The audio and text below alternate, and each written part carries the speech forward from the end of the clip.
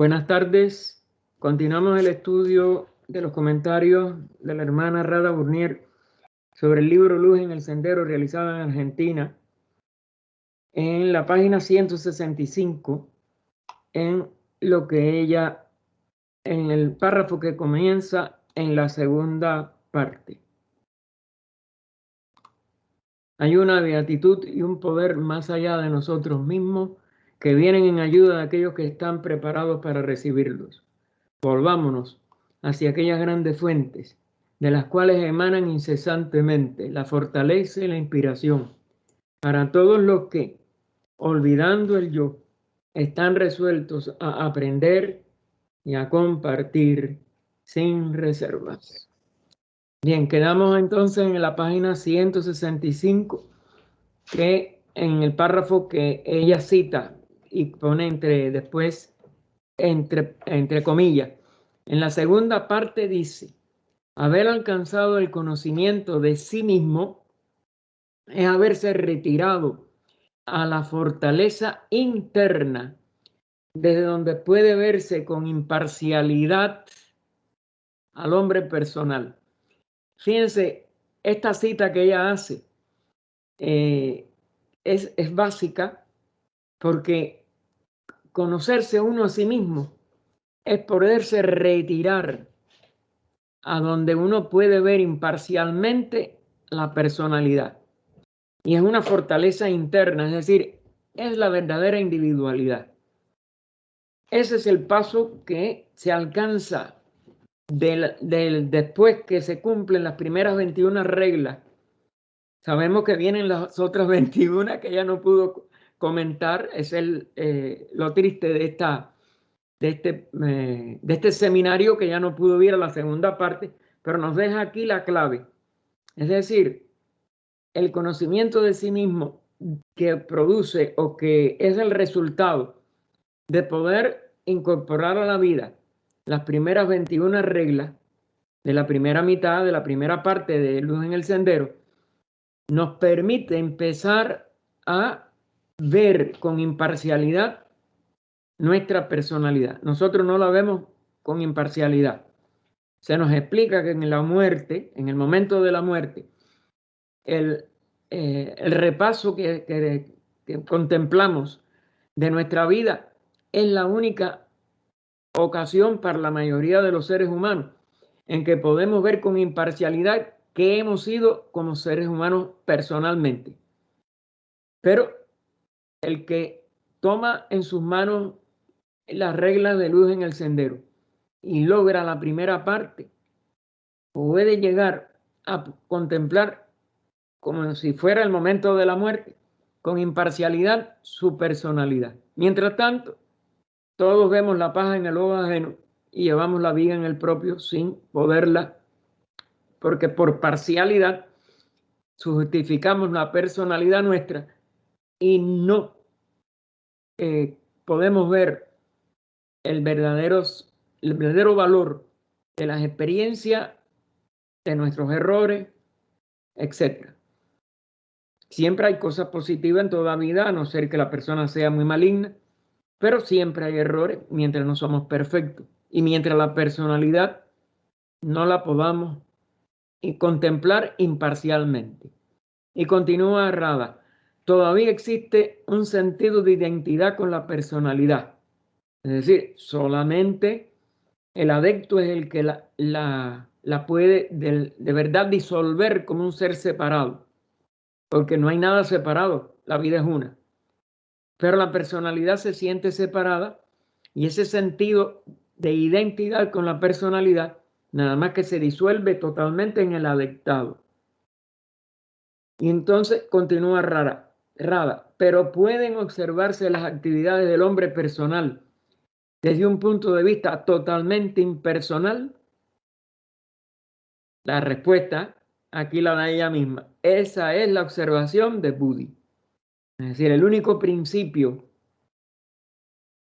que puede hacer esa contemplación y esa capacidad imparcial de juzgar nuestra personalidad está en el principio búdico, es decir, el principio que llamamos en algunas traducciones, la intuición, es decir, la sabiduría del espíritu reflejándose a través de Buddhi, que es lo que es Buddhi. Y esa sabiduría sí puede ser impersonal. La personalidad sí, mientras no la disolvamos, mientras no lleguemos al adictado, va a tener. Por eso, aún seres muy grandes, trabajando a través de una personalidad, no pueden hacer una labor perfecta, completa, porque siempre lo que se manifiesta en estos niveles tan densos de materia va a tener la posibilidad de errores. Pero un adepto las contempla y lo ve totalmente desde el punto de vista impersonal. Y continúa Rada. Desde el comienzo tenemos el problema del aprendizaje. Aprender de las sensaciones. Esto es lo primero que aprendemos desde niños. El cuerpo físico tiene sensaciones y esas sensaciones van haciéndonos aprender lecciones. Aprender a ver cómo surge el deseo. Porque de las sensaciones viene el deseo de repetir o el deseo de evitar. Es decir, los apegos o los rechazos de ciertas expresiones de los cuerpos o de cómo los cuerpos se comportan ante ciertas expresiones de la vida. Eso es lo que hace que en las kleshas se hable de raga vesa, es decir, atracción, repulsión. Los dos son el resultado de sensaciones que nos llegan a querer algo, nos apegamos por deseo, o a rehuir algo, a que no queremos aquello, no tenemos el deseo de lo otro. Y ella agrega, aprender qué es la ambición, que es uno de los problemas graves de la personalidad. Ambiciona brillar, ambiciona ser rico, ambiciona muchas cosas. Y esa ambición lleva a karmas a veces horribles por destrucción de otras vidas, por explotación de la vida de otros, etc. Todo el sendero es aprendizaje. Y sin embargo, se nos dice que después de hacer todo esto, se llega al umbral de la sala de aprendizaje. Pero fíjense cómo ya esa sala y aprendizaje van con iniciales mayúsculas, donde el discípulo encontrará a su maestro. Donde vamos a tener ya la posibilidad de poder entrar en un aprendizaje superior. Ese maestro, como ustedes saben, tiene dos sentidos. Puede haber adeptos o hasta personas de cierta espiritualidad, un gurú, como se le dice en la India, y es quizás casi siempre el primero que a la persona puede merecer. Pero recordemos a la voz del silencio. El unimaestro es el verdadero ser superior interior. Y ese es el maestro que tenemos que llegar a encontrar, que a su vez es uno con todo, porque el espíritu no se divide. Es uno con todos los adeptos. Así que lo podemos ver en los dos sentidos ya. El representante de la fraternidad que puede tener algún lazo con nosotros y que puede encargarse de nosotros, pero tenemos que estar despiertos en el nivel de nuestro yo superior para poder asimilar verdaderamente y para poder aprovecharla en pro de la evolución total de la vida una, que es del espíritu, para que se manifieste mejor a través de nuestra naturaleza actualmente humana en vías de completar su expresión sectenaria. Y Rada añade, se refiere al aprendizaje a un nivel distinto. Por eso es una sala de aprendizaje en este sentido solemne, en que el libro nos dice, llegamos al umbral. Es un aprendizaje distinto. Un aprendizaje que no está meramente conectado con el aprendizaje acerca de la personalidad, que es la primera etapa de preparación, la que está reflejada en las 21 reglas de la primera mitad de A los pies del maestro, de Luz en el Sendero, que recuerden que tiene a su vez, antes de esas 21 reglas, nunca olviden esto, porque nadie puede hacer saltos de malabares con estas leyes de la vida superior. Están las 4 declaraciones preliminares. Antes que los ojos puedan ver, deben ser incapaces de llorar. Antes que el oído pueda oír, debe haber perdido la sensibilidad. Antes que la voz pueda hablar en presencia de los maestros, tiene que haber perdido el poder de herir. Antes que el alma pueda erguirse en presencia de los maestros o del maestro, porque recuerden que singular y plural ahí es lo mismo, tiene que haberse lavado los pies en la sangre del corazón. Es decir, pasar por toda la purificación que es a través del sufrimiento, para poder entonces entrar en las 21 reglas. Y allí hay un término que ella ahora va a nombrar, el término letras de fuego. Bueno, espérense, se dice que cuando se llega al templo de la sabiduría, perdonen, salté una oración, habrá muchas palabras escritas para nosotros en letras de fuego. Es decir, la sala del aprendizaje conduce al templo de la sabiduría. Y allí hay palabras para nosotros, es decir, para el alma que está ya entrando a esta vida superior, que están escritas en letras de fuego. Y Ra nos dice sobre ello. El término letras de fuego sugiere que el mensaje es de una clase diferente. Por lo tanto, la segunda parte, que ella no pudo llegar, pero que nos da nada más esta, vamos a decir, esta introducción, se refiere a una etapa distinta en el sendero. Es decir, es una etapa totalmente superior, es una etapa de desarrollo de lo que en el lenguaje tradicional del ocultismo se le llama el sendero iniciático, la parte de iniciación.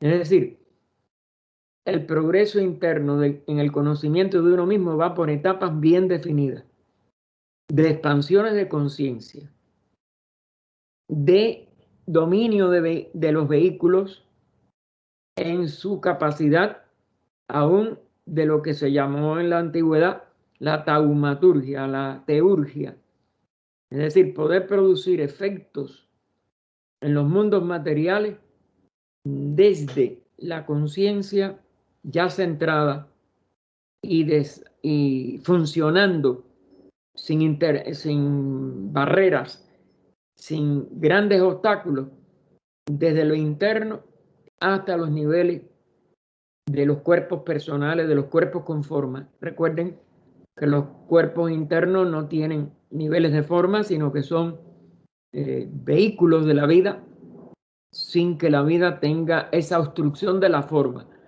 Pero ya en la mente intelectual, en la mente aplicada al cerebro, en el Kamarupa, que ya tiene que convertirse en un vehículo de la vida, no de los deseos, y en el cuerpo físico ya no se pueden estar, como dijéramos, con preferencias personales, con divergencia de lo que nosotros vemos y sentimos ya como la ley.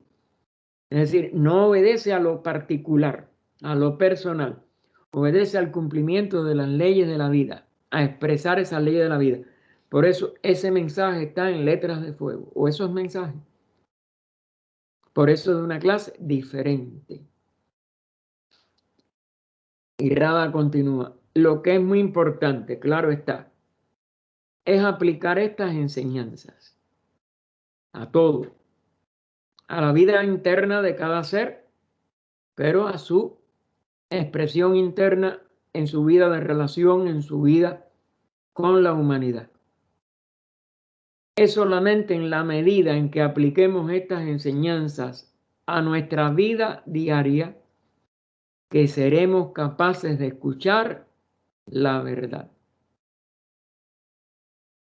Es decir, si de verdad somos útiles, si de verdad estamos para servir, para ayudar, para prestar consuelo, amor, lo que sea, lo que necesite, lo que nos rodea, pues nosotros podremos entonces escuchar, es decir, comprender. La verdadera capacidad de escuchar es la de la comprensión superior. Y verdad, fíjense cómo lo pone con mayúscula. Verdad aquí es el sinónimo de la realidad vista como conciencia dentro. Esta es la distinción que ya le hemos hablado a ustedes, que Anibesan nos da en un estudio sobre la conciencia. La verdad es la vida sin distorsión, sin ningún tipo de obstrucción de los cuerpos inferiores con sus sensaciones, deseos, intelectualismo, etcétera, de la realidad. Es realidad en el sentido total, que en la conciencia interna la percibimos sin distorsiones. Y por tanto, verdad y realidad se vuelven dos aspectos o dos caras de la misma moneda. Todas las afirmaciones acerca de la verdad son solamente guías. Las palabras no son la verdad. ¿Por qué? Porque las palabras pertenecen a la expresión de la mente. Y la mente es una expresión limitada, constreñida y muchas veces desfigurada de la realidad. Porque las palabras son un instrumento de nuestra mente inferior, de nuestro cuerpo físico, que las pronuncia. Y sí, es un gran paso cuando nosotros consideramos la diferencia entre los animales y el ser humano. Los animales tienen determinados sonidos que emiten, pero no un idioma y idiomas como los nuestros que ya han ido avanzando. No es el primer idioma de las primeras razas, ni aún de la segunda etapa, que está por la cuarta, más o menos por ahí, que eran idiomas aglutinantes, y yo no me recuerdo ahora los términos técnicos, pero hemos llegado a los idiomas de inflexión, en los cuales nosotros podemos elaborar toda una serie de capacidades para tratar de llegar a expresiones más profundas de lo que es, pero nunca llega. La palabra no es la realidad no es lo que es. Esto fue siempre muy insistido por Krishnamurti. Radha también lo tiene mucho en sus escritos, en sus conferencias, y es una guía. Las palabras nunca se corresponden con la verdad en su integridad, y mucho menos que sean expresión no distorsionada de la realidad que ellas deben de tratar de expresar pero realizar primero dentro de nosotros y entonces nosotros de expresarla. Nunca a través de la palabra lo vamos a poder hacer. Y por ello es que la verdadera meditación no es un grupo de palabras, es un estado de atención que sea capaz de llevar nuestra conciencia interna a una atención, a una quietud total en la cual podamos recibir la realidad o la verdad, como le llamaríamos, en el nivel de conciencia. Una cosa es escuchar las palabras y otra, darse cuenta de sus contenidos. Aún en la vida normal, cuando uno estudia enseñanza primaria, uno tiene que ir con los alumnos, si uno está en un preprimario, primer grado, que eso se va ampliando en segundo grado, ya después de tercero es que se presta atención a otras cosas, pero en los primeros 3 grados, sobre todo el preprimario y el primer grado, o el preescolar, como también se le llama a veces, uno tiene que darse cuenta que el niño empieza por las palabras normales, métodos de palabras normales, etcétera, y aprende primero mamá, papá, nené, palabras sencillitas y palabras que tengan significado para esa criatura. Pero cuando nosotros vamos llevando al niño más allá, al segundo, al tercer grado, uno tiene que darse, que enseñarle los contenidos, es decir, los significados, el verdadero uso adecuado de esas palabras. Si no, el niño puede seguir leyendo las letras que las ha aprendido de memoria, etcétera, pero ser un analfabeto de contenido. Es decir, la mente del niño hay que enriquecerla para que él pueda ampliar no solo las palabras físicas que por las letras puede leer, sino los significados, el contenido. Y eso es lo que va a llevar en el adulto a que pueda asomarse a estas verdades internas. Si no, seguimos siendo analfabetos para la parte espiritual. Y si confundimos las palabras con el verdadero contenido íntimo, profundo, jamás podremos salir del nivel o de religiones dogmáticas o de materialismo burdo. Así que el contenido solamente puede experimentarlo y oírlo el espíritu. La parte espiritual dentro de nosotros, cuando ya vamos a conceptos verdaderamente profundos, verdaderamente de la vida dentro de nosotros. Así que una cosa es escuchar las palabras, otra darse cuenta de su contenido. El contenido nada más que lo realiza, lo experimenta. Que aquí yo siempre les insisto a ustedes, desgraciadamente en español tenemos alguna limitación con usar la palabra experiencia, pero en inglés esto lo que significa es que uno tiene que estar en la experiencia del espíritu. Es decir, es más profundo que un experimento hecho con el cuerpo físico, para decírselo en otras palabras. Pero las palabras se pueden oír con los oídos. Por lo tanto, se tienen que verter estas cosas en la propia vida y ser capaz de escuchar en un nivel diferente. El final de este párrafo tiene la clave. Es decir, no es la parte externa, no es la vibración, aunque tenga su importancia, porque sabemos que todo lo que vibra tiene su sentido, hasta, por ejemplo, hasta en el musical, hasta en la armonía, etcétera. Todo eso está muy entrelazado. Pero si no llevamos adentro al espíritu, a la verdadera experiencia, a la verdadera realización, nos quedamos en la corteza y nunca podemos desentrañar la vida contenida en esa palabra, la verdadera esencia de aquello que expresamos en palabras.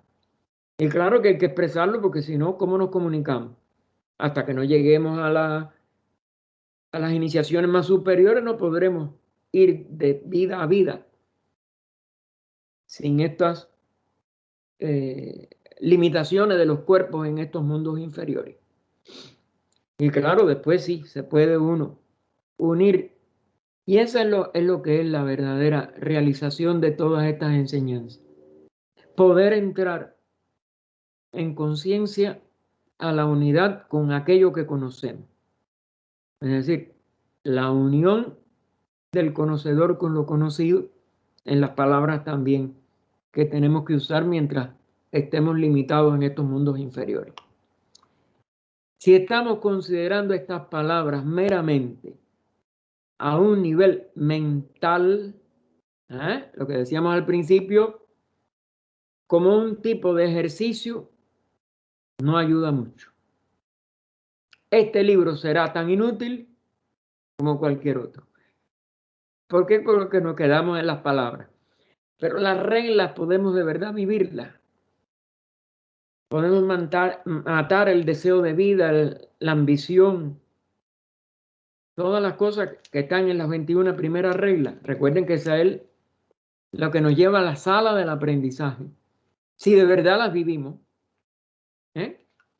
Pero si no, es una intelectualidad más. Nos quedamos en palabras bonitas, pero la regla en su esencia de vida, ninguna de las 21 la hemos incorporado, ni aún las 4 declaraciones preliminares no han sido realizadas en su verdadera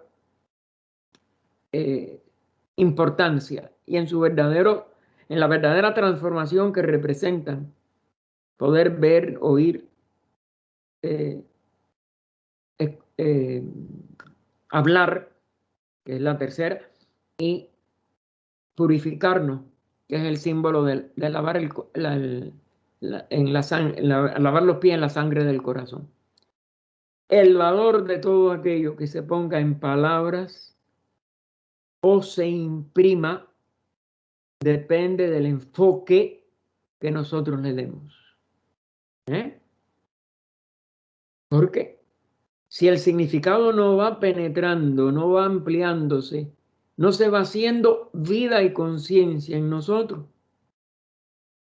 Y fíjense cómo ella vuelve, que ya lo ha planteado en algunos de los comentarios anteriores. Mente y corazón. Se tiene que unir la mente con el corazón. La mente no es suficiente. En el sentido profundo de lo que es corazón o lo que simbolizamos en la palabra corazón, porque al fin y al cabo es el estado más profundo de la conciencia. Si no se une a la inteligencia, ya no a la mente meramente como instrumento, sino a la inteligencia funcionando en el sentido de unidad, de amor, de acercamiento, que representa su funcionamiento, nos quedamos también incompletos, desvinculados de su verdadero valor. Y ahora nos dice, fíjense cómo lo enfatiza entre signos de admiración. Hay tantas palabras que pueden ser interpretadas de acuerdo al que escucha. Y las interpretaciones dependen de esto mismo. Si la persona está en el nivel todavía de analfabeto de significados profundos o de semi-analfabeto. Recuerden que hay etapas. Y tiene que estar centrado en tratar de buscar su verdadero significado, independientemente de su acercamiento del que escucha. Ellas tienen un verdadero significado que no se tiene que parcializar, sino que se tiene que profundizar. Y por eso ella lo enfatiza entre signos de admiración. Todos estamos condicionados. Toda personalidad está condicionada por su expresión en ese cuerpo, por su crianza. Y aquí siempre recordamos a nuestro apóstol cubano, ¿no? A José Martí, que dice, no bien nace un niño, están de pie frente a su cuna, con grandes vendas en la mano, los padres, los familiares, los maestros, las religiones, los gobiernos, y le podríamos agregar y los científicos y los creyentes en cualquier cosa. Es decir, que nosotros no nos hemos criado en el sentido ideal de la más alta espiritualidad, sino que hemos sido condicionados, todos. Fíjense cómo ella lo asegura así. El trabajo de Martí, hecho en el siglo XIX, dice lo mismo, que la humanidad era una sucesión de sombras condicionadas por toda aquella deformación que sigue estando en el mundo entero y no se hace crecer al niño para conocerse a sí mismo, sino para condicionarlo a que sea esto o lo otro, de una nacionalidad, de un idioma, de una cultura, de una religión, de un gobierno, de un partido político, de una opinión materialista o religiosa, etc.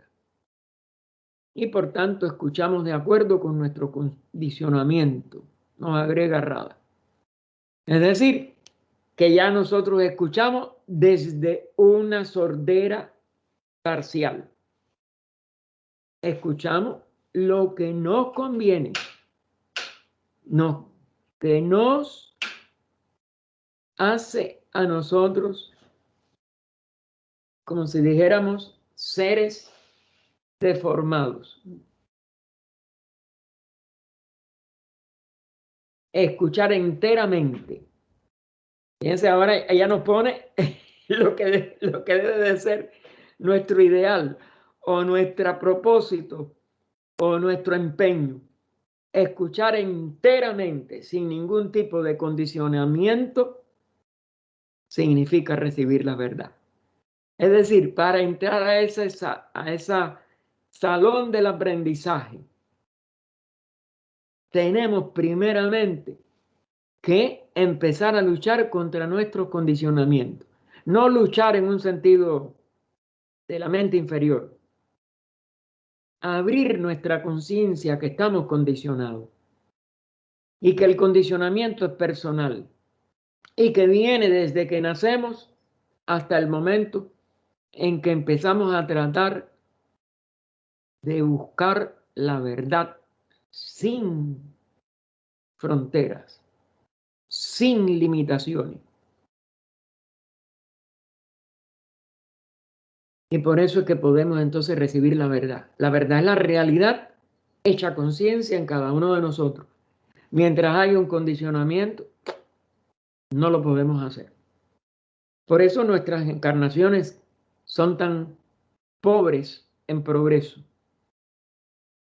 Si se logra descondicionar una sola personalidad en una de nuestras encarnaciones, el avance es extraordinario. Y el ascenso de conciencia, impredecible. Y ella agrega por eso, entonces la verdad tendrá gran poder. La verdad os hará libres, se ha dicho. Ella lo pone entre comillas. Esto es de los grandes seres, de los grandes maestros. Y de todos los grandes seres. Y eso es, por eso el valor que tiene la verdad. Pero no la verdad de fulano, ese es un condicionamiento. No la verdad que yo creo tener ahora, ese es mi condicionamiento. Pero la libertad verdadera es esa verdad con mayúscula, que es idéntica a la realidad en su integridad, o sea, que incluye la unidad de toda la vida, la autorrealización de nuestra unidad con el espíritu uno y el ascenso a un nivel que en el ocultismo se le llama una verdadera iniciación. leemos tantas cosas. Ahora viene la parte, eso de siempre, como si dijéramos, el intoxicarnos con lo ajeno. Leemos tantas cosas, estudiamos tantas cosas, pero todo eso no nos hace libres, porque no estamos leyendo ni escuchando la verdad. Estamos, como si dijéramos, traduciendo a través de nuestro condicionamiento palabras, pero no llegamos a la verdad. Y puede ser cualquier obra, desde la más antigua a la más moderna, desde la más alta, por ejemplo, de las enseñanzas de Gautama o de Jesús, si las pudiéramos tener todas, etc. Y sin embargo, no estamos escuchando la verdad, porque eso es una capacidad interna. No depende del vehículo a través de los cuales podamos nosotros tratar de quizás buscarla. En realidad hay que buscarla nada más en el centro de cada uno, en nuestro verdadero maestro que nos va a leccionar, el unimaestro de cada uno, que es a su vez el maestro de todos, porque ya está en el nivel en donde no hay frontera, ni formas, ni idiomas, ni palabras. No estamos escuchando el secreto y solamente estamos interesados en las palabras y las ideas, ¿eh? Porque claro, toda palabra conlleva un significado y eso se convierte en una idea. Y esa idea a veces se convierte en un idealismo, etcétera, etcétera. No vamos a seguir, ya eso lo hemos comentado varias veces, ¿eh? Pero eso no es lo que puede a nosotros hacernos crecer internamente, o más bien hacernos despertar internamente. Porque es un despertamiento, no es un verdadero crecimiento tampoco. Por lo tanto, todas las verdades que se dan en este libro, Luz en el Sendero, como en cualquier otro, requieren que nos coloquemos en una condición tal que podamos escuchar y aprender. Es decir, este es un aprendizaje. Escuchar es el verdadero, como si dijéramos, preludio del verdadero aprendizaje. Nosotros no sabemos escuchar. Esa es otra de las cosas que nos creemos que escuchamos, pero no. Nosotros estamos siempre hablando desde nuestro interior a todo lo que algo que estemos en un libro, en cualquier cosa. Y es la personalidad interpuesta. Y como no sabemos escuchar, pues no podemos aprender. No importa demasiado si repasamos la parte segunda o no. Nos dice aquí Raba para consolarnos. Yo sí creo, yo sigo sintiendo que ella nunca pudo comentar la parte segunda. Pero sí importa mucho si nos damos cuenta de la inmensa importancia de prepararnos para aprender. Ok, ahí sí le doy la razón. Cualquier cosa, estas mismas pláticas de ella, que hemos venido estudiando ya algunos meses, llevamos en ello, y que estamos llegando al final. Nosotros, indudablemente, si no hemos de verdad escuchado, pues no nos ha hecho nada. Ahora, si nos ha estimulado en comprender esta importancia de prepararnos para aprender, sí puede tener un resultado. Todo depende de cada uno de nosotros, no del libro, no de los comentarios de Rada, hermano. Ella ha hecho de verdad que un esfuerzo extraordinario, o hizo, en ese seminario de Argentina, y claro que tenemos una deuda de gratitud con ella, como con todos los de San Peter, Sri Ram que tienen comentarios sobre este libro. Y vamos a las 3 grandes verdades que ella nos había dicho que era el último que ella iba a tratar. Estamos entrando ya de verdad ahora en la recta final. Como ustedes saben, esto fue escrito por primera vez no en esta obra, ella ya lo aclaró. Lo recuerdo a los que no hayan estado quizás ese día. Que esto apareció en El idilio del loto blanco, que es como una novela, pero como es natural, fue una forma de darnos enseñanza en el marco de lo que fue el antiguo Egipto y en personajes que parece que son representaciones, si no históricas, alegóricas, de lo que pasa siempre en la vida de las civilizaciones, según va decayendo la espiritualidad. Y estas 3 grandes verdades son las que hay que tratar de mantener siempre que estén vivas en la mente, en los corazones, en todo lo que, como dijéramos, en todo ser humano preocupado por ayudar a los demás. Y entonces ella nos dice, hemos llegado al final de la primera parte de este libro. Allí aparecen las frases dedicadas a las 3 grandes verdades.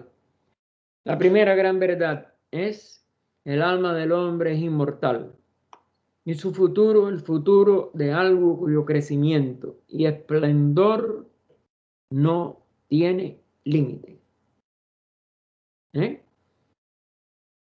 Así que hay que comprender esto, y esto está en relación con las enseñanzas básicas de la teosofía. La realidad una no tiene límites ninguno. No es un ser, es una expresión, es un origen y destino, no expresión, origen y destino de todo lo que nosotros podamos concebir, y por tanto del alma del hombre, porque todo en ella es en esencia eterno y en manifestación o en capacidad de manifestación, su esencialidad es inmortal, para que en sus manifestaciones pueda siempre crecer. Por eso no hay posibilidad de un no más allá, no hay una posibilidad de un fracaso total, porque nosotros nada más que somos expresiones de la seidad como almas inmortales con una ley de crecimiento, de evolución y un futuro, porque siempre habrán universos para que toda alma pueda crecer y ser más esplendente, más esplendorosa. Y por eso no hay límite. Y entonces nos dice Rada, si tenemos un vislumbre de cualquiera de estas 3 verdades, esta afectará nuestra vida en profundidad. Claro. Esta misma primera, no somos el cuerpo que tenemos ahora. No somos aún, si creemos en reencarnación, los cuerpos que tuvimos antes. No somos los cuerpos que vamos a poder tener en el futuro. Somos un alma. Y esta distinción, pues, ya, aunque sea un solo vislumbre, nos dice ella, ya nos afecta. No es lo mismo que el hombre se considere el cuerpo que se considere un alma. Eso, la idea, fíjense, ahora ella nos lo va a decir, ¿no? La idea de que somos un alma es lo que despierta otra capacidad en cualquier ser humano. Y ella lo pone en estas palabras. Si uno capta la idea de que el alma o el espíritu es inmortal, esa idea elimina el temor, que es el que más agobia a la humanidad, sobre todo la humanidad actual, que no tiene en general con el predominio del materialismo, la capacidad de seriamente considerarse como inmortal. En la práctica, nada más que sentimos el cuerpo, que vemos los cuerpos envejecer, que vemos los cuerpos a nuestro alrededor morir, y todo el mundo no quiere morirse. Teme la muerte. Consciente o inconscientemente, pero la teme. Rada nos dice, el cuerpo muere.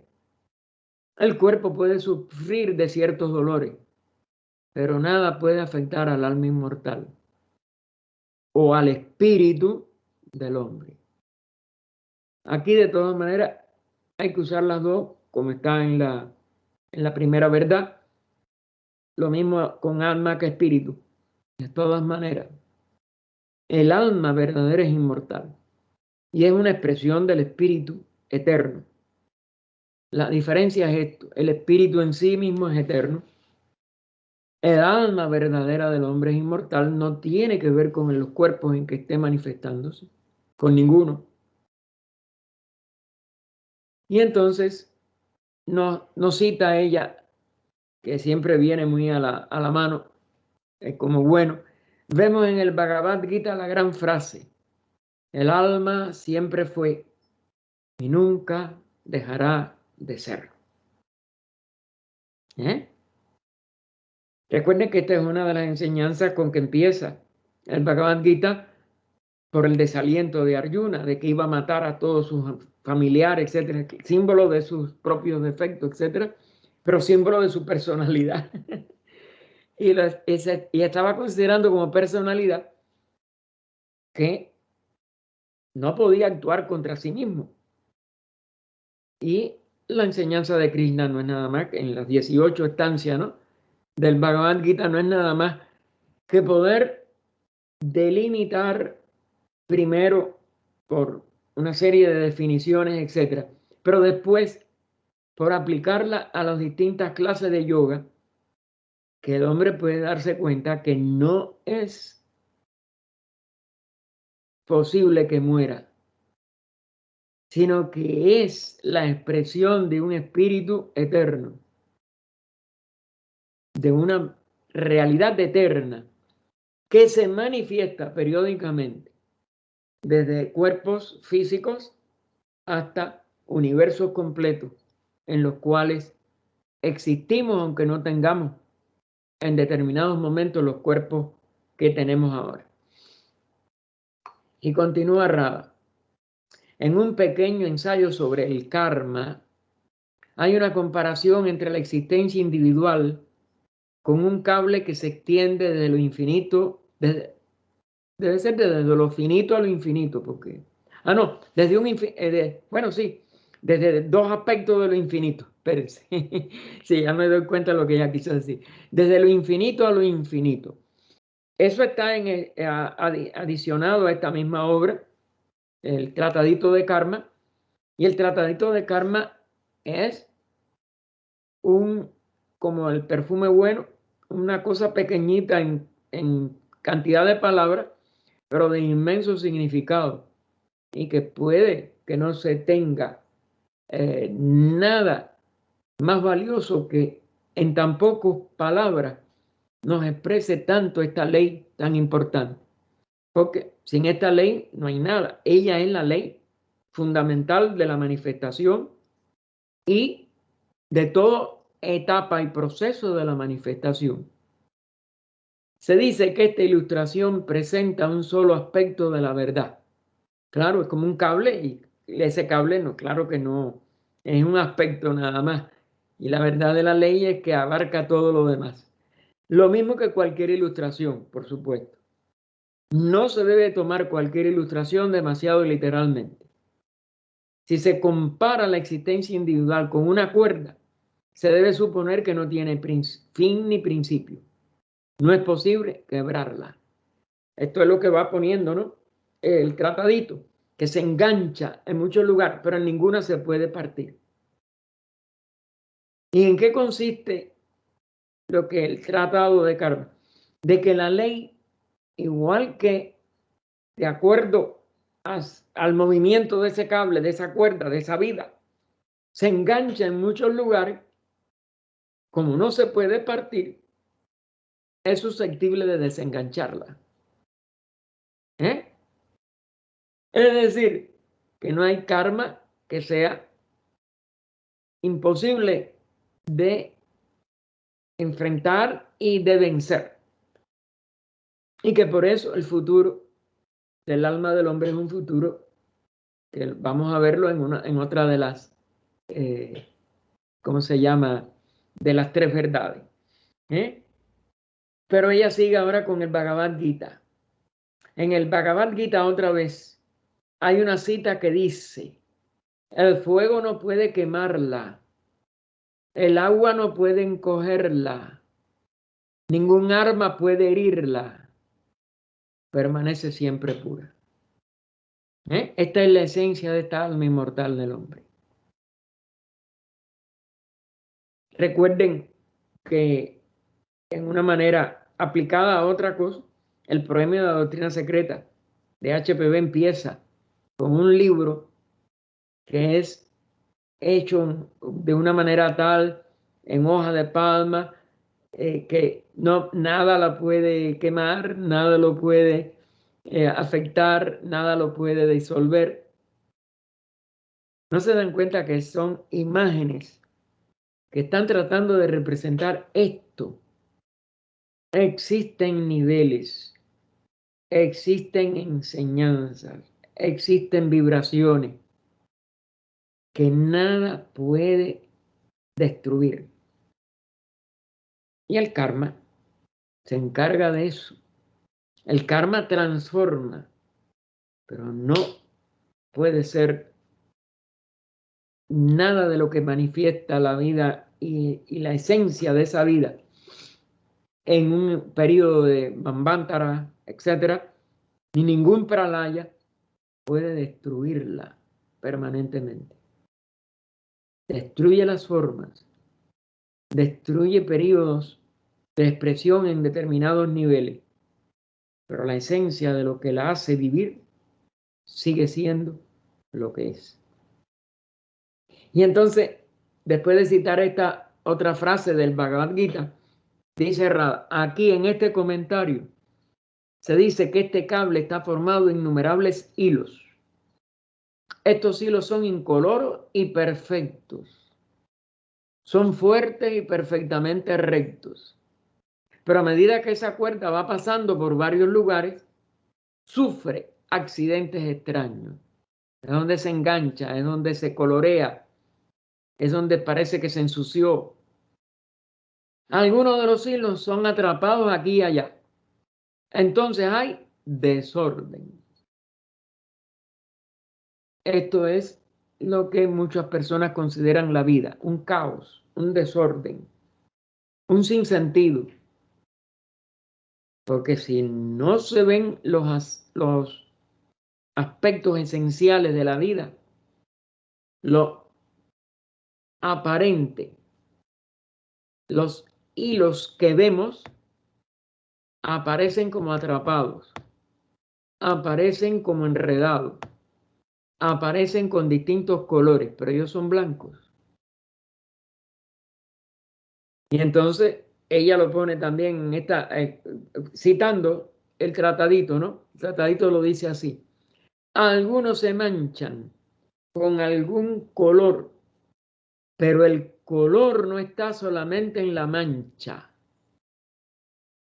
Y por lo tanto el color se comunica, se extiende hasta cierta distancia.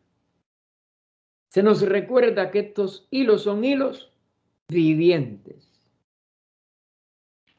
Los hilos de nuestra vida. Pero eventualmente, después de todos esos accidentes, los hilos vivientes se mantienen en su continuidad no interrumpida. Ese es el alma. Y pasan de la sombra a la luz. Aquí se pone en también dos pares de opuestos, sombra, luz, vida, aparente muerte, etcétera. o vida manifestada y aparente muerte. Y todo eso, accidentes, ninguno afecta lo esencial. Son hilos de vida, son hilos de conciencia. Cuando así lo hacen, ya no son incoloros, cuando pasan de la sombra a la luz, sino que son hilos dorados. Y el cable está nuevamente en una condición perfecta. Esto es un paralelo en comparación con lo que le pasa a nuestra existencia humana. Es decir, es un símbolo, ¿no?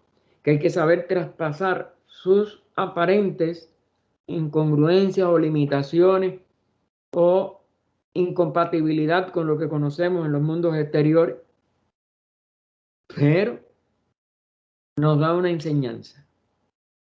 La enseñanza que el alma humana nada la va a destruir, nada la va a permanentemente impedir que siga su curso, su crecimiento, su evolución, sino los cambios de cuerpo, por ejemplo, también. El alma humana no tiene fin en crecimiento y siempre va a crecer, aunque en estos momentos nosotros no podamos comprender cuál es su origen, cuál es su destino inmediato o mediato. Y ninguno de los dos va a alterar la condición esencial. Ella es un alma inmortal en una esencia del Espíritu Eterno. Y continúa Radha. Para comenzar, podríamos decir que el alma es inmortal e incolora. Pasa por las muchas experiencias de la vida, parece ser atrapada aquí y allá, como nosotros nos sentimos atrapados en una cosa o en otra, en una profesión o en una familia o en un país o en cualquier cosa. Todo eso es parte de los hilos, del conjunto de hilos que forma nuestro ser verdadero. Parece ser, diga. Sí, una pregunta, Gaspar, sobre este tema de que el alma es inmortal. ¿Qué pasa con esas almas de los que se les llama desalmados, de los que van a la octava esfera? Sí, claro. Mire, eso, para seguir la comparación de tanto del tratadito como de la parte que, bueno, que Radha está explicando parte de ese tratadito. Usted debe conocerlo, ¿no? Donde están lo de los siglos y todo eso. Mire, esa es la parte en que a veces entran en una mayor oscuridad, como ejemplo, relativamente hablando. Pero el alma nunca como dijéramos, se destruye totalmente. Nosotros podemos impedir por por nuestra gran ignorancia actual, por ejemplo. Yo puedo llegar a destruir mi cuerpo causal.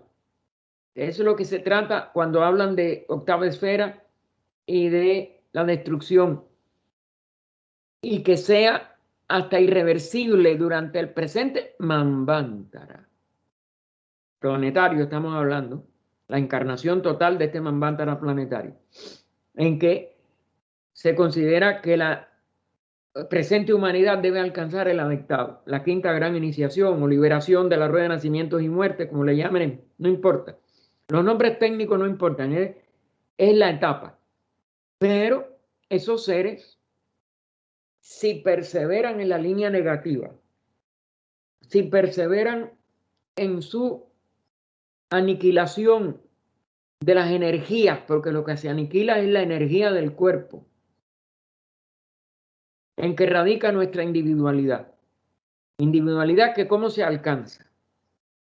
Por la evolución en los tres reinos elementales, mineral, vegetal, animal.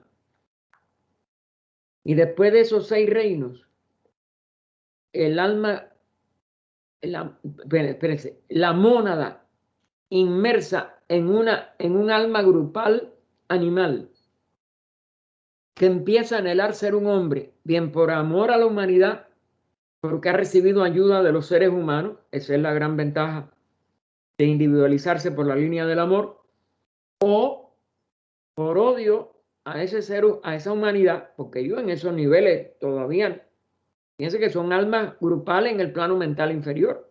Ahí se puede sentir lo mismo amor que odio.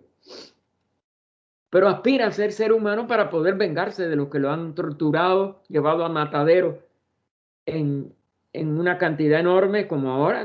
Oiga, las grandes hecatombes de animales que se hacen en los mataderos, estos, ¿cómo se llama? Industrializados, etcétera, es una máquina de tortura para llevarse sufrimiento a esos animales en una forma horrenda. Bien, se individualiza. ¿Qué cosa es la individualización? Cuando usted aspira a ser un ser humano, atraer a los dos aspectos de la vida, que son el segundo y el tercer aspecto, que son los que han evolucionado por la corriente de evolución en los 6 reinos, los 3 de descenso elementales, mineral, vegetal, animal, llevan al ser humano a la individualización, forma un cuerpo causal. ¿Pero por qué forma un cuerpo causal? Porque integra el primer rayo. Lo que hace es aspirar de una manera tal que actualiza en su mónada o átomo permanente de su mónada, en el plano mental superior, actualiza la tríada. A la vez que hay un triángulo, ¿qué cosa hay? Un cuerpo causal. Y hay una individualidad. Ese paso no se puede dar para atrás. Son pasos, como si dijéramos, definitivos, en que usted venció 6 reinos y entra en el reino humano, que es el séptimo. Ahora, ese ser humano conlleva una cantidad de energía desde el cuerpo causal, que es lo que hace que, ayudado por los señores del karma, pueda generar una personalidad para la encarnación. Pero pierde una personalidad 2, 3, 5, 10 y no aporta a ese cuerpo causal la energía que se necesita para generar una nueva personalidad. Fue para la octava esfera por maldad. Aparte de todo el karma horrendo que hay que engendrar para ello. Pero se queda como tríada. Eso no va para atrás. Ahora, como no hay los Pitris Marichats, los Pitris Adnisvata, eso cuando usted va a antropogénesis es cuando usted puede ir comprendiendo eso, y usted lo ha estudiado, yo estoy seguro. Pues, pero eso vienen, esas jerarquías, ¿cuándo funcionan? Al inicio de un Manvantara planetario, de una encarnación del Manvantara planetario, para hablar con mayor propiedad, que son 7. Y entonces ese reino humano, cuando está proveído del Chaya y después recibe la activación del principio manásico en el momento adecuado, que son la encarnación de los Pitri Agnisvatas, puede empezar a evolucionar como un ser humano completo, que es cuando ya bebió o comió del árbol del conocimiento del bien y del mal. Empiezan a entrar al karma, pero si va contra la ley de evolución por falta de inteligencia, por exceso de pasiones, va a eliminar la posibilidad de manifestarse como ser humano en el resto de ese Manvantara. Pero cuando venga un nuevo Manvantara, el ego ha hecho todo eso, ¿no? Fueron sus personalidades.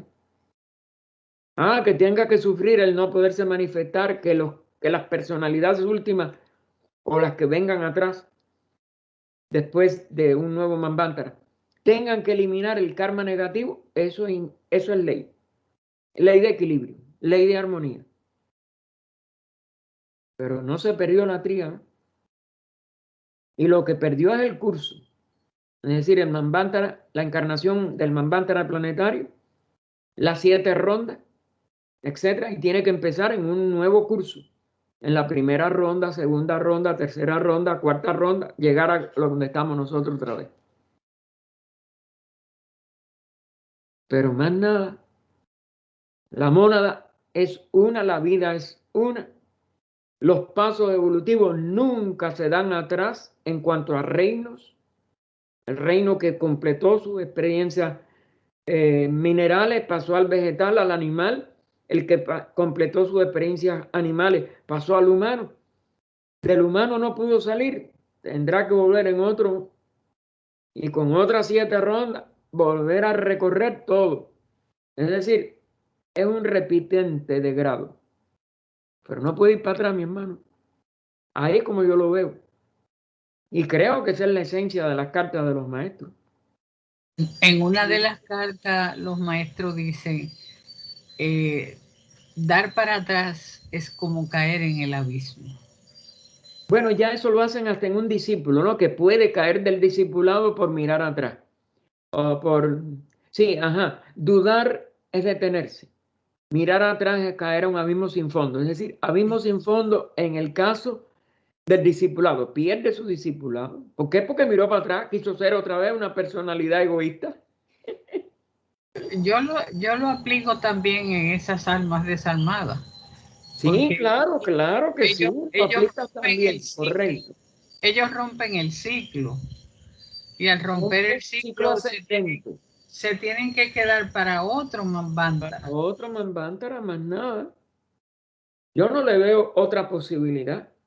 Si ustedes la encuentran en alguna enseñanza, por favor, me la traen. Yo no entiendo otra cosa hasta ahora. Pero claro, yo no cierro porque yo no soy sabio. Yo soy un estudiante. ¿Qué le parece, Rafa? Dígalo sin pena, que usted es un estudiante serio. Diga, usted tiene... Pues, les doy las gracias porque sí ya me queda con mayor claridad, porque siempre tenía esa duda de qué pasa con esas almas, o sea, la compasión, etcétera, ¿no? Pero sí, efectivamente, se me hace una respuesta dentro del estudio teosófico lógica, como reprobar de año y otra vez volver a empezar y ver que los demás ya van adelantados, por decirlo así. Lo que pasa que a veces se pierde una sola encarnación. Claro, eso no reprueba del todo el grado. Él puede seguir en esta... Es decir, hay quien va en una encarnación, puede tener después lo que se llama el guardián del umbral, tener que luchar todavía más duro. agrava su situación, pero sigue en la escuela, vamos a decir, en este curso de la escuela. Este es el curso de nuestra humanidad actual. Si se puede perder el curso completo, es verdad, pero no se pierde la evolución del reino que ya se alcanzó. Es como yo lo entiendo. De todas maneras, estúdielo en las cartas, sobre todo de los maestros, que ellos hablan de eso. Mire, no se puede hablar mucho, entiendo yo, hasta donde se me alcanza, porque indudablemente que todo tiene vibración. Y uno no ayuda a los que están en determinada crisis si uno pone demasiado pensamiento en lo negativo de esos seres y lo que les va a pasar, etc. Y debemos de mirar siempre adelante. Nosotros no estamos en esas circunstancias, gracias a Dios. Y lo que tenemos, eso sí, tener compasión, pero esa compasión, si nosotros a veces la sentimos en el corazón, ¿usted cree que los grandes seres, la vida divina de la fraternidad de adeptos que custodia a la humanidad entera, no la van a tener en mucha mayor, vamos a decir, capacidad que nosotros? Nosotros somos todavía seres humanos y nos ponemos bravos a veces con alguien y le decimos una impertinencia. Pero ellos no, ya ellos están por arriba de esa falla. Así que los tienen que como dijéramos, que acunar en su corazón, pero ellos tienen que aprender la lección. Usted no puede dilapidar las energías del cuerpo causal. Ahora, el crecimiento del alma va a seguir. Cuanto haya las condiciones, lo que yo veo es eso. hay un curso completo. Si usted lo pierde, usted tiene que empezar en el curso siguiente. A usted no se le puede permitir que si usted se ausentó de la escuela, el curso empezó en septiembre, y usted se ausenta en octubre o noviembre, y llega junio y usted no ha vuelto, pues tiene que empezar en el mismo grado. ¿Quién le va a dar ni una oportunidad ni un examen? Lo que llamamos los extraordinarios o las mundiales, como le llamábamos en Cuba, cuando usted de verdad suspendía la asignatura en los parciales y después iba al final de junio y usted tenía que ir a septiembre. Había un examen para empezar el curso, le daban una oportunidad si era una sola asignatura. Pero si usted la suspendió otra vez, lo tenía que repetir. Entonces lo tenía que llevar como arrastre, le llamábamos. Yo llevé arrastre en el bachillerato y sé lo que es eso. Y ustedes figúrense, si usted las asignaturas de un curso le es difícil llegar, pues en la otra con el arrastre más difícil todavía. Y a veces la tiene que llevar usted entonces lo que llaman la mundial. Un examen que le hacían a uno en diciembre si le quedaba nada más que esa sola asignatura, una o dos asignaturas para terminar el bachillerato. Y yo tuve ese caso. Y se lo digo con dos asignaturas de ciencia que yo no resistía, que era matemática de cuarto curso. El bachillerato en aquella época tenía 5 años. Y el química. Ninguna de las dos yo las pude sacar, porque yo llevaba otros estudios. Y entonces hice el 5.º año con esos dos de arrastre y las tuve que llevar así a un mundial para poder... Eso era así. Pero lo que yo había probado no lo perdí. ¿Se da cuenta? Y uno sale de los problemas. Bueno, en cualquier momento, cualquier cosa, gracias por la pregunta y gracias por el aporte también, Magali. Yo tengo otra inquietud. Dime. Yo tengo otra inquietud.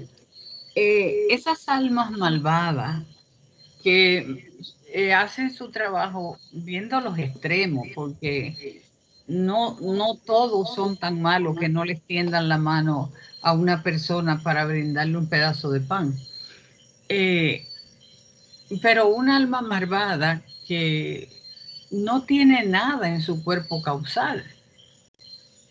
Y si no tiene nada en su cuerpo causal, porque ahí se almacenan las causas buenas.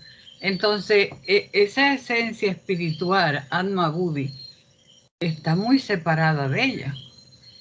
Entonces, él lo que va a destruir es ese proceso de la personalidad.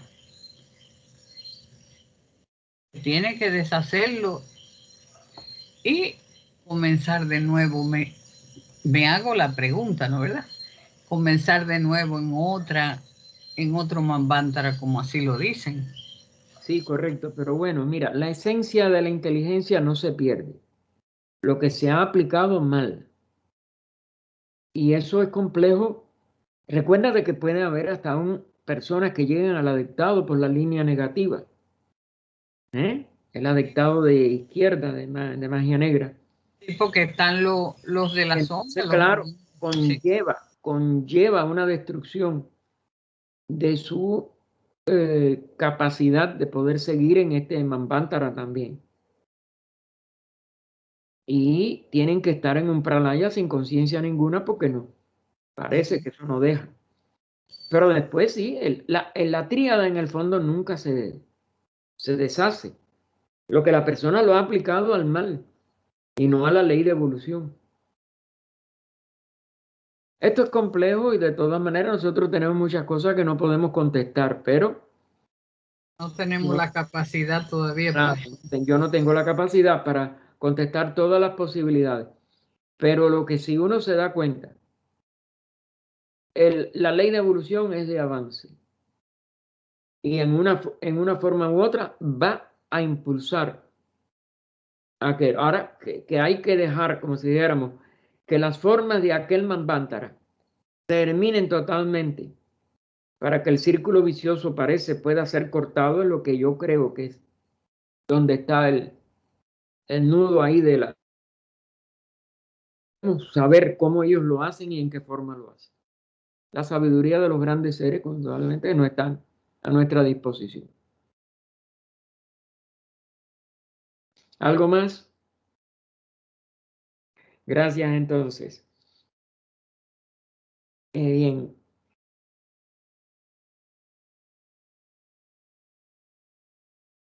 Bueno, no se preocupe, ya por lo menos es que uno le entran tantas inquietudes, óigame, ¿no? ¿Verdad? Que... Claro, no, y lo que hay que seguir atento. Hay jalones de sabiduría que se nos dan a veces en un lugar cuando uno ni lo espera y no lo capta. Cuando uno tiene estas dudas, uno trata de buscar, cada vez que coge una carta de los maestros, coge algún libro como La Doctrina, como Isis mismo, que tiene tantos recovecos que uno no puede captar. En un momento dado, la Budi te ilumina. Bien, lo que llamamos crecimiento del alma es su desarrollo, hasta darse cuenta de su propia gloria. Ese es cuando uno entra en uno mismo, en el verdadero centro de uno mismo. Ese es el hilo de oro, ese es el color dorado brillante que ella puso aquí. Digo, que ella cita aquí del pequeño tratadito de karma, eso no está inventado por Radha. Comenzó desconociendo, pero termina con un conocimiento para el cual no existe límite. Porque parte de su esplendor se debe a que en su propio esplendor es ilimitada. Es decir, el todo es ilimitado. Es la seidad. No es un ser, pero es la esencia de todos los seres. Y ese es el símbolo del dorado, ¿no? Que nos ponen también en esas alegorías. Todo esto es alegórico. Porque es una con esa realidad ilimitada. Con ese ser ilimitado, omnipresente. ¿Ven? Y claro, ya puso ser ahí, pero bueno, no, en realidad es la seidad. La seidad es lo que es ilimitada y omnipresente. Son cosas que se van cuando uno habla, pero en realidad no hay ningún ser ilimitado. Los logos tienen su límite, su expresión, y siempre lo manifestado es un aspecto de ser, pero tiene un tamaño. Tiene la realidad ilimitada es el origen de todos los seres, pero en sí misma ya no es un ser. Por eso es que HPB recomendó que no usar la palabra ser para el total de la vida, para la seidad, para lo que es omnipresente, ilimitado. Lo ilimitado es la seidad, nunca un ser. Si uno tiene alguna comprensión intuitiva de esto, es decir, si llegamos a Budi por aspiración, si de verdad yo voy purificándome para poder contestarme preguntas que no son posibles en el cerebro, en la personalidad, que el espíritu no puede ser herido, que no tiene principio ni fin. Ven, ya ve, lo ponen espíritu. El espíritu no es el espíritu de algo o de alguien, es el espíritu y es uno. Es el aspecto, como si dijéramos, positivo de la seidad durante la manifestación, que se expresa en el espacio o materia o universo en que esa seidad polariza ese espacio para que mayábicamente aparezca como una pluralidad de formas o una pluralidad de seres. Así que eso no tiene ni principio ni fin, que es espléndidamente inmortal en todo momento. Entonces no hay ninguna razón para que haya temor en nuestras vidas. Pero hay que afianzarse en la conciencia de esa parte espiritual, porque si no, Si estamos todavía identificados con cualquiera de nuestros cuerpos, el cuerpo sí siente el temor, porque todo cuerpo tiene principio y va a tener fin. ¿Eh? Gaspar, otra Sí, vez, Rafael. sí, dime. Sí, luego hay algunas enseñanzas que dicen que hay que discernir entre el ser y el no ser. Correcto. ¿Qué diferencia? Bueno, me imagino, pero me gustaría escucharle sobre esto. Ser es el espíritu. Lo único que es verdadero ser es el espíritu. No ser es el espacio.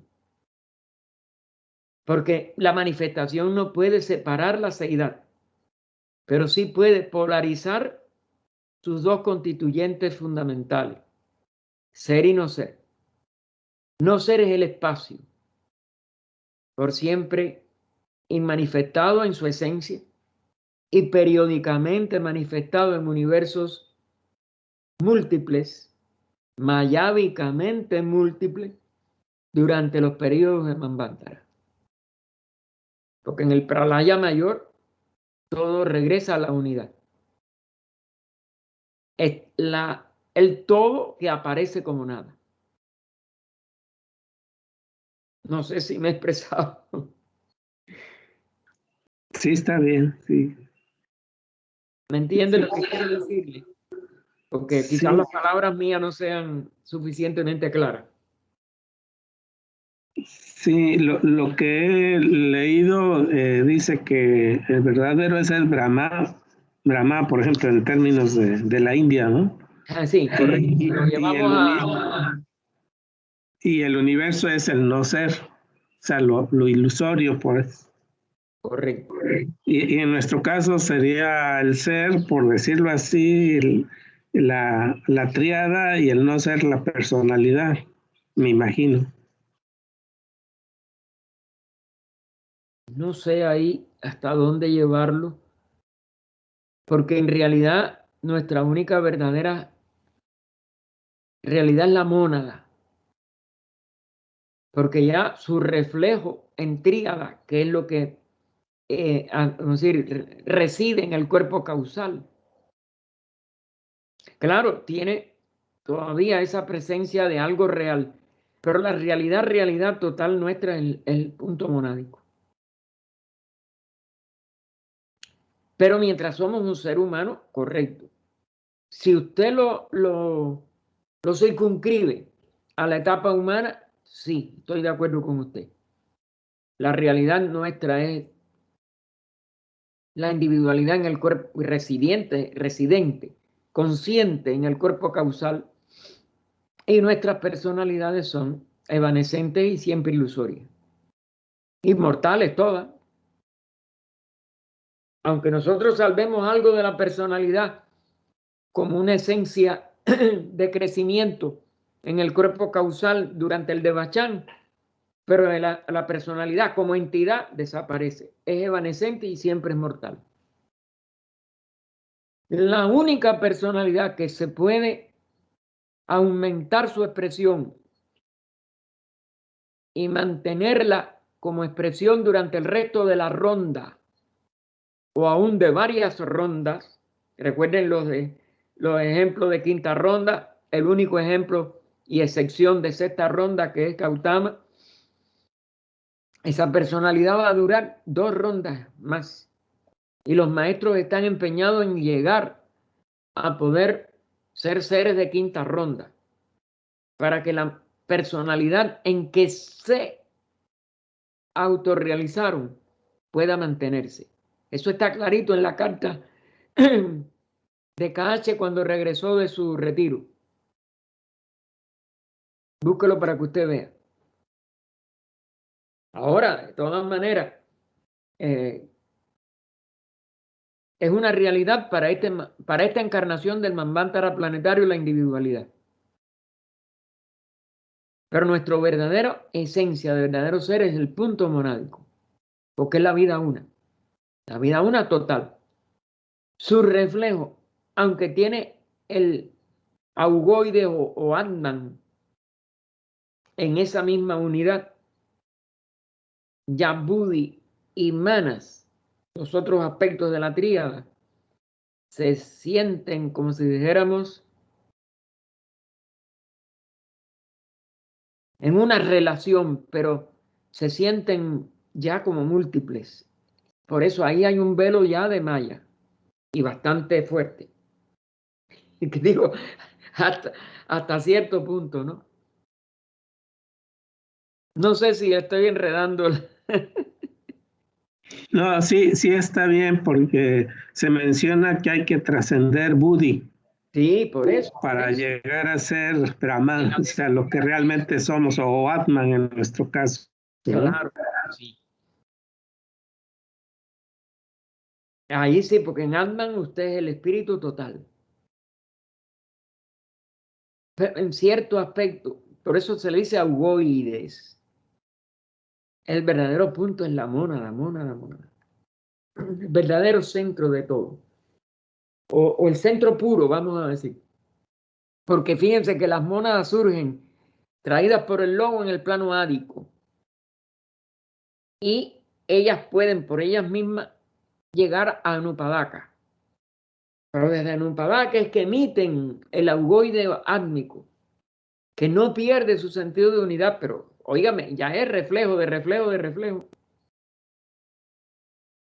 Cuando usted lo va a ver en el sentido más técnico, más profundo. Yo por eso, yo diría mónada,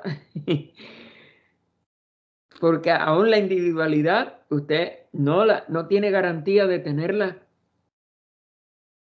Es lo que le decía del maestro Cache, que le dice a Sinet, yo tengo que lograr, porque parece que el maestro M lo había logrado, él lo consideraba su superior en ese aspecto. Yo tengo que lograr que KH sea el mismo KH en la ronda siguiente. No sé si llegó a usar la palabra ronda, pero bueno, en la etapa siguiente, una cosa así él le pone. Busque esa carta cuando él regresa. La primera carta después que él regresó que no era un retiro, era una iniciación. Aún estos seres tienen que completar todos los días un paso más y un paso más y un paso más. Sobre todo para esto. Esto de aquí abajo, la personalidad es muy difícil. Y se le inmortaliza por periodos, pero lo único verdaderamente eterno en la manifestación de un adepto es su mónada. Y claro, por tanto mantiene la inmortalidad del alma hasta periodos de acuerdo a lo que logre, de acuerdo al progreso que logre. Eso es lo que uno puede entender de eso de las cartas, más nada. Yo no puedo llegar más allá porque yo soy una personalidad como es natural. Y bueno, nos estamos a 5 minutos o a 4 minutos, vamos a ver para llegar hasta un punto. Pero muchas gracias por todo. Acuérdense que yo siempre les digo a ustedes, sigan preguntando todo lo que no podemos dejar de tratar de profundizar, si no nos quedamos en la cáscara. Muchas gracias por lo que han... Así que si uno tiene alguna comprensión intuitiva de esto, que el espíritu no puede ser herido, que no tiene principio ni fin, el espíritu, que es espléndidamente inmortal en todo momento, entonces no hay ninguna razón para que haya temor en nuestras vidas. El temor surge debido a que nosotros pensamos que somos el vehículo. Hay muchos ropajes que el alma usa y va descartando de la misma forma que el hombre descarta su ropa. Pero tenemos que salir de la ignorancia del apego al cuerpo, porque si no, sentimos la muerte del cuerpo como algo muy importante y allí es donde viene el problema. Y ella concluye esta parte. Esta es la primera de las 3 grandes verdades que realmente tenemos que incorporar en nosotros mismos, porque ayudará a vivir completamente diferente. Existen temores de muchas clases en el cerebro, porque este es un producto biológico del cuerpo, una parte del cuerpo.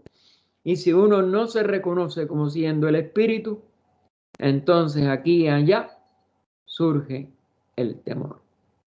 Y los temores son muchos, hermano. Entonces lo dejamos aquí al final de la página 168.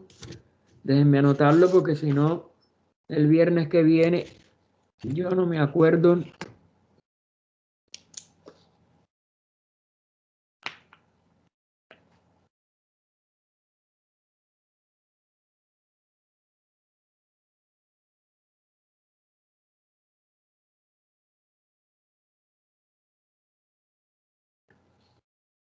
Oh vida oculta que vibras en cada átomo. Oh luz oculta que brillas en cada criatura. Oh amor oculto que todo lo abarcas en la unidad. Que cada ser que se sienta uno contigo, sepa que por lo tanto es también uno con todos los demás. Paz, paz, paz a todos los seres. Así, en la tarde de hoy, viernes 23 de octubre, no, 22, ¿no? Sí, es 22, 22. 22. Sí, 22. Terminamos nuestro estudio de estos comentarios de Rada al libro Luz en el Sendero y continuaremos el viernes próximo al final de la página 168 en su último párrafo. Gracias, hermano. Nos vemos de aquí un ratico. Gracias. Gracias. Gracias a todos. Estaba muy buena esa clase. Gracias, gracias.